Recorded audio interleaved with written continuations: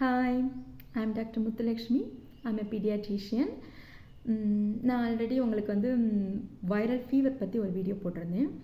இப்போ காமனாக என்ன நடந்துட்டுருக்குன்னா, ஒரு வகையான பிரச்சனை பரவிட்டுருக்கு. அது என்னென்னா ஹேண்ட் ஃபுட் மவுத் டிசீஸ். ஓகேவா? நானே நிறைய கேசஸ் என் கிளினிக்லையும் ஜிஹெச்சில் நிறைய கேசஸ் பார்த்துட்ருக்குறேன். அது எப்படி இருக்குன்னா, முதல்ல குழந்தைங்களுக்கு லைட்டாக ஒரு ஃபீவர் வரும். ஃபீவர் வந்த பின்னாடி ஒரு 2 to 3 டேஸில் கையில் காலில் அந்த மவுத்தை சுற்றி எல்லாம் அங்கங்கே சில ரேஷஸ் வரும். அந்த ரேஷஸ் ஒரு மாதிரி ரெட்டிஷாக திக்காக கொஞ்சம் பெருசு பெருசாக இருக்கும். ஒரு கொசு கடித்தா அது வீங்கிட்டோம் இல்லையா, அந்த மாதிரி இருக்கும். ஓகேவா? இதை எல்லார் பேரண்ட்ஸ் என்ன பண்ணுறாங்கன்னா, அம்மா வந்துருச்சு குழந்தைக்கு அப்படின்ட்டு பயந்துக்கிறாங்க. பட் இது அந்த சிக்கன் பாக்ஸ் மாதிரியோ மீசில்ஸ் மணல்வாரி அம்மா மாதிரியோ தட்டம்மா மாதிரியோ இது அம்மா கிடையாது. ஃபர்ஸ்ட் ஆஃப் ஆல் இது ஒரு வகையான வைரஸ் கிருமியினால் பரவக்கூடிய சின்னதான ஒரு பிரச்சனை தான்.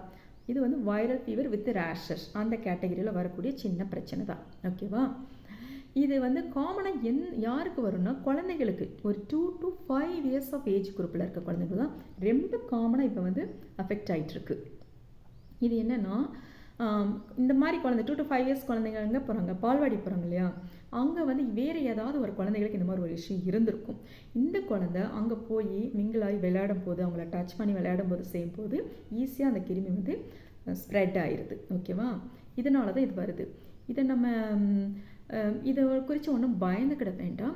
இந்த மாதிரி இருக்கும் பொழுது என்ன பண்ணணும்னா, ஃபீவர் சப்போஸ் ரொம்ப ஜாஸ்தியாக இருக்காது, லைட்டாக இருந்தது அப்படின்னா பேராசிட்டமால் சிரப்பு கொடுத்துக்கோங்க. இந்த ரேஷஸ்க்கு நல்லா என்ன பண்ணால், குழந்தைய நல்லா சுத்தமாக சோப்பு போட்டு தேய்ச்சி குளிக்க வச்சுட்டு, சுத்தமான டவல் வச்சு நல்லா கையெல்லாம் அந்த ரேஷஸ் இருக்கிற இடத்துலாம் நல்லா தொடச்சி எடுத்துட்டு, கேலமைன் லோஷன் ஒன்று விற்கும். ஓகேவா? கேலமைன் லோஷன் அதை வாங்கி அப்ளை பண்ணிட்டோன்னா அந்த ரேஷஸ் கொஞ்சம் செட்டில் ஆயிரும். சில நேரங்களில் இந்த குழந்தைங்க என்ன பண்ணுன்னா, அந்த ரேஷஸை இப்படியே நோண்டிக்கிட்டு இருக்கும்.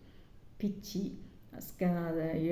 இப்படியே ஸ்க்ராட்ச் பண்ணுறதுனால என்ன நடக்கும்னா, செகண்டரி பாக்டீரியல் இன்ஃபெக்ஷன் சாதாரணமாக இருக்கக்கூடிய ரேஷை கொஞ்சம் காம்ப்ளிகேட் பண்ணி விட்டுரும். அந்த மாதிரி நேரங்களில் தான் அது இன்ஃபெக்ஷன் ஆயிடுச்சுன்னா என்ன, சீல் கோத்துரும், பஸ் வச்சிரும் இல்லையா, அப்போ அதுக்கு நம்ம ஆன்டிபயோட்டிக் கொடுக்கணும். சில குழந்தைகளுக்கு ரேஷஸ்லாம் மேல் தாடையில் மேலே இருக்கும். அதுங்களால மேலே சாப்பாடு எதுவுமே சாப்பிட முடியாது. ஏன்னா சாப்பிடும்போது அதுக்கு வலிக்கும் ஓகேவா? அந்த கேஸ் அவங்களுக்கு என்ன பண்ணணும்னா, ஒரு மாதிரி தண்ணி ஆகாரமாக கொடுக்கலாம். பாலே கொடுத்தாலும் கொஞ்சம் நல்லா திக்காக காய்ச்சி கொடுக்கணும். ரைஸ் வாட்டர், சாதாரண வெதுன்னு கொஞ்சம் தண்ணி, இட்லி நல்லா கொலன்னு செஞ்சு கொடுக்கலாம். ஓகேவா? அந்த மாதிரி கொடுக்கணும். மேக்ஸிமம் இதை குறித்து நம்ம பயப்பட வேண்டிய தேவையில்லை. ஆனால் இது என்னென்னா, ஈஸியாக ஒரு குழந்தைகிட்ட இருந்து இன்னொரு குழந்தைக்கு ஈஸியாக ஸ்ப்ரெட் ஆகிரும். நல்ல குழந்தைகளை வெளியில் போயிட்டு வந்தாலோ இல்லை மற்ற பக்கத்து வீட்டில் போய் மற்ற குழந்தைங்களோட சேர்ந்து விளையாடிட்டு வந்தாலோ என்ன பண்ணணும், நம்ம நல்லா குளிக்க வச்சிடணும் சுத்தமாக குழந்தைய. அப்படி பண்ணும்போது இந்த பிரச்சனை வராது. இதை மற்ற பிள்ளைகளுக்கும் ஸ்ப்ரெட் பண்ணாமல் நம்ம தடுக்கலாம். மற்றபடி இது அம்மை கிடையாது. ஓகே, பாய்.